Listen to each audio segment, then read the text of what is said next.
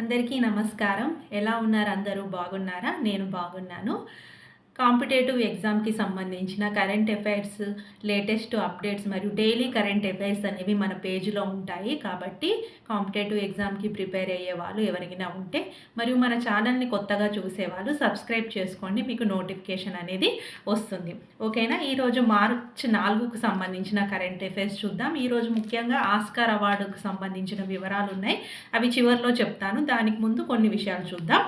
రాజస్థాన్ ప్రభుత్వ విద్యుత్ సంస్థతో సింగరేణి అనేది చారిత్రాత్మక ఒప్పందం చేసుకున్నట్లు మన ఉప ముఖ్యమంత్రి బట్టి విక్రమార్క వెల్లడించడం జరిగింది. రాజస్థాన్ విద్యుత్ సంస్థతో సింగరేణి ఒప్పందం చేసుకుంది.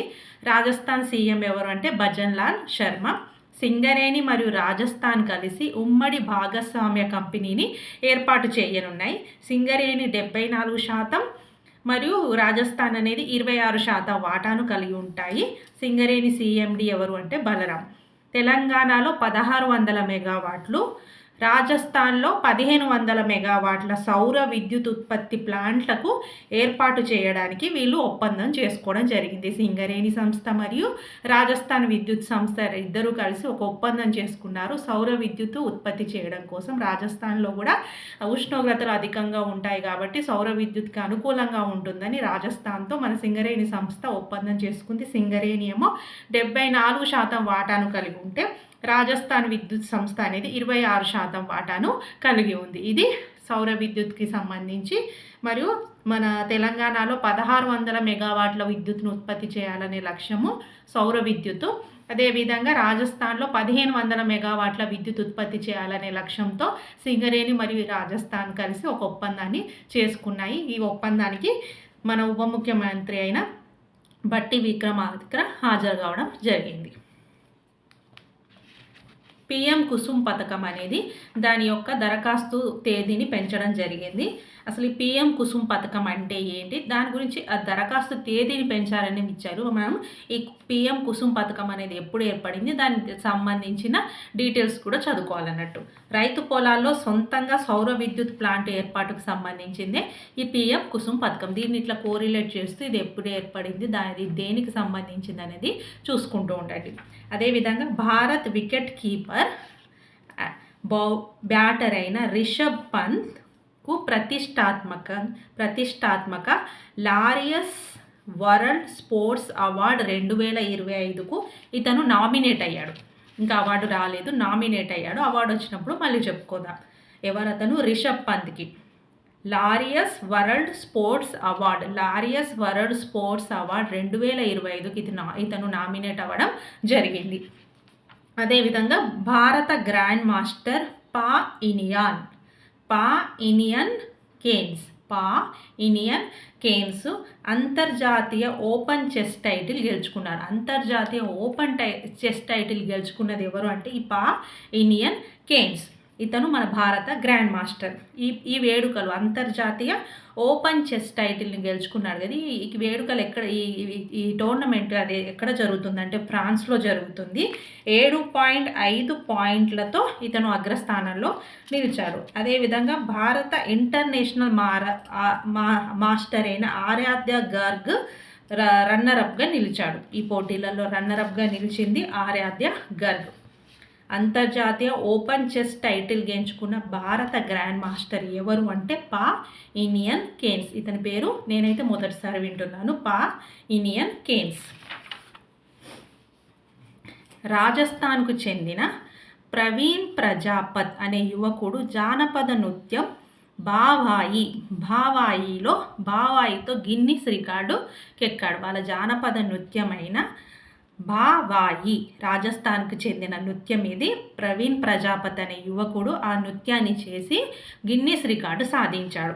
తలపై ఒకదాని మీద ఒకటి 18 గ్లాసులు పెట్టుకొని వాటి మీద కుండను పెట్టుకొని ముందుకు వెనక్కు నడుస్తూ నృత్యం చేయడమే ఈ భావాయి నృత్యం యొక్క ప్రత్యేకత. ఈ భావాయి నృత్యం అనేది వాళ్ళ వంశపారంపర్యంగా వస్తున్న నృత్యము. ఇది వాళ్ళ నాన్నగారు కూడా అదే ఫీల్డ్లో ఉన్నారు. ఆయన కూడా ఎన్నో జాతీయ అంతర్జాతీయ ప్రదర్శనలు ఇవ్వడం జరిగింది. అతని ఇన్స్పిరేషన్తోని అతని కుమారుడు ఈ ప్రవీణ్ ప్రజాపతి కూడా ఈ భావాయి నృత్యాన్ని నేర్చుకొని ఆ నృత్యంలో గిన్నీస్ రికార్డు సాధించడం జరిగింది. రాజస్థాన్కు చెందిన ప్రత్యేక నృత్యం ఇది భావాయి నృత్యం. మార్చి 3 నిన్న చెప్పుకున్నాం మనం. మార్చి 3 ప్రపంచ వన్యప్రాణి దినోత్సవం సందర్భంగా మోడీ గుజరాత్లో పర్యటన చేస్తున్నాడు. ఆ గుజరాత్లోని జూనాగఢ్ జిల్లాలో ఉన్న గిర్ అభయారణ్యంలో కూడా సందర్శించాడని నిన్నటి కరెంట్ అఫైర్లో చెప్పుకున్నాము. దానికి కంటిన్యూటీ ఈరోజు కూడా ఇచ్చారు. ఆసియా సింహాల సంరక్షణ కేంద్రంకి 29,000 కోట్లు మంజూరు చేస్తున్నట్టు అక్కడ రాష్ట్ర ప్రభుత్వం అనేది తెలపడం జరిగింది. గుజరాత్లోని జూనాగఢ్ జిల్లాలో ఉన్న గిర్ అభయారణ్యంలో అక్కడ సింహాలు ఆసియా సింహాలకు ప్రసిద్ధి చెందింది. ఆసియా సింహాలను చూస్తూ వాటికి సంబంధించిన పిక్చర్స్ కూడా మోడీ రిలీజ్ చేయడం జరిగింది. సాసన్ గిర్లో జాతీయ వన్యప్రాణి మండలి సమావేశానికి ప్రధాని అధ్యక్షత వహిస్తున్నాడు. ఈ సమావేశంలో మండలి నివేదిక అనేది విడుదల చేసింది. మన దేశంలో ఈ సమావేశంలో ఒక ముఖ్యమైన నివేదికను ఆ మండలి అనేది విడుదల చేసింది. మన దేశంలో 6,327 డాల్ఫిన్లు ఉన్నాయని వీళ్ళు వెల్లడించడం జరిగింది. మొత్తం డాల్ఫిన్ల సంఖ్య ఎంత ఉంది మన దేశంలో అంటే 6,327. డాల్ఫిన్లపై ఇటువంటి నివేదిక ఇదే తొలిసారి అని అధికార వర్గాలు తెలిపాయి. డాల్ఫిన్లపై మొట్టమొదటిసారిగా ఇలాంటి నివేదిక వెల్లడించడం ఇదే మొదటిసారి కాబట్టి ఇది మనం గుర్తుపెట్టుకోవాలి. మొత్తం 8 రాష్ట్రాల్లో 28 నదుల్లో సర్వే నిర్వహించి దీనిని రూపొందించారు. ఈ నివేదిక డాల్ఫిన్లు అనేవి ఎంత వరకు ఉన్నాయి, ఎంత ఉంది వాటి కౌంట్ అనేది మొట్టమొదటిసారిగా లెక్కించి ఒక నివేదిక విడుదల చేయడం అయింది. ఇది మొట్టమొదటిసారిగా ఈ నివేదికను విడుదల చేశారు. 8 రాష్ట్రాల్లో 28 నదుల్లో మొత్తం 6,327 డాల్ఫిన్స్ అనేవి ఉన్నాయని వీరు తెలపడం జరిగింది. నెక్స్ట్ డీజిల్, పెట్రోల్ వాహనాల పొగ ద్వారానే కాకుండా వాహనాల బ్రేక్ ప్యాడ్ల నుండి వెలువడే ధూళితో మన ఊపిరితిత్తులకు ముప్పు పొంచి ఉందని బ్రిటన్ శాస్త్రవేత్తలు హెచ్చరిస్తున్నారు. ఇన్ని రోజులు మనం ఓన్లీ డీజిల్, పెట్రోల్ వాహనాల ద్వారా పొగ ద్వారా వాతావరణం కాలుష్యం అవుతుందని అనుకున్నాం. కానీ వాటిలో బ్రేక్ ప్యాడ్లు ఉంటాయి కదా, మనం సడన్గా బ్రేక్ వేస్తున్నప్పుడు టైర్లు సడన్గా కారు ఆగిపోయినప్పుడు కొంత ధూళి అనేది ఏర్పడుతుంది. ఆ బ్రేక్ ప్యాడ్ చక్రానికి మధ్య రాపిడి జరిగి హానికరమైన లోహపు రేణువులు అనేవి విడుదలవుతాయి. ఆ హానికరమైన లోహపు రేణువులు మన ఊపిరితిత్తులోనికి ప్రవేశిస్తే అవి అత్యంత ప్రమాదకరంగా మారి ఈ వాయు కాలుష్యంతో పోల్చుకుంటే ఈ ధూళి కణాల ద్వారా ఏర్పడే లోహపు కణాల వల్ల ఇంకా ఊపిరితిత్తులకు అధికమైన ముప్పు ఉందని బ్రిటన్ శాస్త్రవేత్తలు కనుగొనడం జరిగింది. మనం ఈ ఎలక్ట్రిక్ వెహికల్స్ అని కూడా అనుకుంటున్నాం కదా, దానివల్ల వాతావరణ కాలుష్యం ఉండదు. కానీ ఇలాంటి ధూళి కాలుష్యం, దుమ్ము, రేణువులు అయితే ఖచ్చితంగా టైర్ ద్వారా వస్తాయి. కాబట్టి వాటి గురించి ఇంకా సమగ్రంగా పరిశోధన చేయాల్సిన అవసరం ఉందని శాస్త్రవేత్తలు భావిస్తున్నారు. ఈ ధూళిని పొగేతర ఉద్గారాలు, నాన్ ఎగ్జాస్ట్ ఎమిషన్ అంటారు. ఈ విధంగా వచ్చే ఆ ధూళిని పొగేతర ఉద్గారాలు, నాన్ ఎగ్జాస్ట్ ఎమిషన్ అని అంటారు. మెయిన్ అందులో రాగి అనేది ఉంటుంది. ఆ రాగి రేణువులు అనేవి మన ఊపిరితిత్తులలోకి ప్రవేశించి ప్రమాదాన్ని కలిగించే అవకాశం అనేది ఉంది. కాబట్టి ఈ రాగి స్థానంలో ఇంకేమన్నా హానికరమైన ధూళి కణాలు విడుదల కాకుండా ఇంకా మరిన్ని ప్రయోగాలు చేయాలని శాస్త్రవేత్తలు భావిస్తున్నారు. నల్ల పసుపులో మనకు పసుపు మీన్స్ పసుపు కలర్, ఎల్లో కలరు, ఆ కలర్ మాత్రమే తెలుసు. కానీ నల్ల పసుపు అనేది అస్సాం, ఒడిస్సా, పశ్చిమ బెంగాల్ రాష్ట్రాల్లో విరివిగా లభిస్తుంది.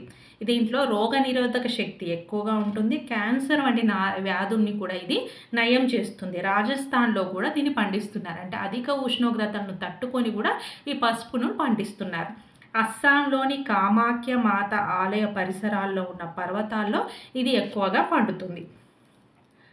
బెంగాల్, అస్సాంలో దీన్ని పూజలో కూడా వాడతారు. బెంగాల్ మరియు అస్సాంలో వీటిని పూజలో వాడుతున్నారు. మరియు కొన్ని ఔషధ కంపెనీలను కూడా వీటిని ఉపయోగిస్తున్నారు అన్నట్టు. ఈ నల్ల పసుపు అనేది అస్సాం, ఒడిస్సా, పశ్చిమ బెంగాల్లో ఎక్కువ లభిస్తుంది అన్నట్టు.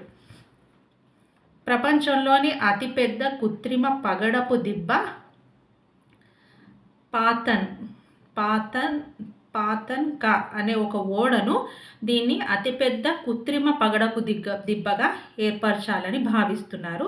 ది ఎస్ఎస్ యునైటెడ్ స్టేట్స్ అనే ఈ నౌక పొడవు 305 మీటర్లు. 1952లో తొలిసారి ఇది సముద్రయానం చేసింది. ఇప్పుడు దాన్ని కొత్తగా ఒక కృత్రిమ పగడపు దిబ్బగా మార్చాలని అమెరికా అనేది యోచిస్తుంది ఈ నౌకను.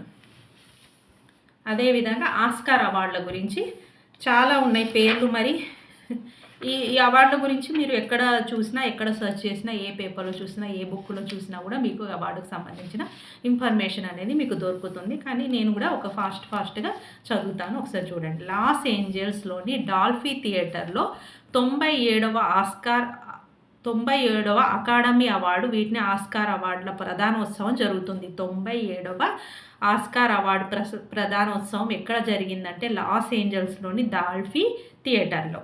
దీంట్లో అనోరా అనే చిత్రానికి చాలా అవార్డులు లభించాయి. అందులో అనోరా అనే ఒక చిత్రానికే ఉత్తమ చిత్రం, ఉత్తమ దర్శకుడు, ఉత్తమ నటి, ఉత్తమ స్క్రీన్ ప్లే, ఉత్తమ ఎడిటింగ్, మొత్తం ఒక 5 విభాగాల్లో ఈ అనోరా చిత్రానికి అవార్డు అనేది లభించింది.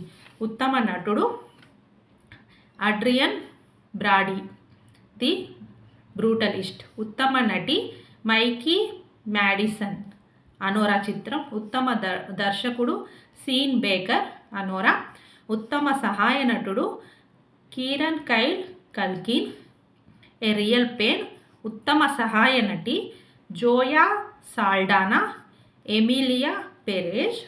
ఉత్తమ సౌండ్ డ్యూన్ పార్ట్ 2. ఉత్తమ సౌండ్ మరియు విజువల్ ఎఫెక్ట్లో ఈ డ్యూన్ పార్ట్ 2కి వచ్చింది. ఉత్తమ లఘు చిత్రం I am not a robot అనేది ఉత్తమ లఘు చిత్రం. లైవ్ యాక్షన్ షార్ట్ ఫిలిం విభాగంలో మన ఇండియా నుంచి నామినేట్ అయిన అనుజ చిత్రానికి మాత్రం అవార్డు అనేది లభించలేదు. అందులో ఈ లైవ్ యాక్షన్ షార్ట్ ఫిలిం విభాగంలో ఉత్తమ లఘు చిత్రంగా I am not a robot అనే చిత్రం అనేది ఎంపికైంది. ఉత్తమ adapted screenplay Conclave, Peter Straughan.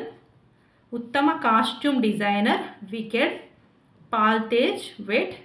ఉత్తమ makeup and hairstyle The Substance. ఉత్తమ ఎడిటర్ సీన్ బేకర్, అనోరా. ఉత్తమ cinematography The Brutalist, Lol Crawley. ఉత్తమ సౌండ్ డ్యూన్ పార్ట్ 2. ఉత్తమ సౌండ్ మరియు విజువల్ ఎఫెక్ట్ ఈ డ్యూన్ పార్ట్ 2కి వచ్చాయి. ఉత్తమ original song El Mal, Emilia Perez. International feature film the బ్రూటలిస్ట్కి వచ్చింది, డానియల్ బ్లమ్బెర్గ్. ఉత్తమ ప్రొడక్షన్ డిజైన్ వికెడ్. ఉత్తమ documentary feature film No Other Land. ఉత్తమ యానిమేటెడ్ ఫిల్మ్ ఫ్లో. ఉత్తమ షార్ట్ ఫిల్మ్ ఏంటంటే In the Shadow of the Cypress. ఇవి Oscar అవార్డులో ఎవరెవరికి ఏ అవార్డు వచ్చింది 97వ ఆస్కార్ అవార్డు ప్రధానోత్సవంలో. ఈ పేర్లు మీరు రిపీటెడ్గా అప్పుడప్పుడు చూస్తూ ఉంటే మనకు గుర్తుంటుంది అన్నట్టు. ఇది మార్చి 4కు సంబంధించిన current affairs. Thank you for watching.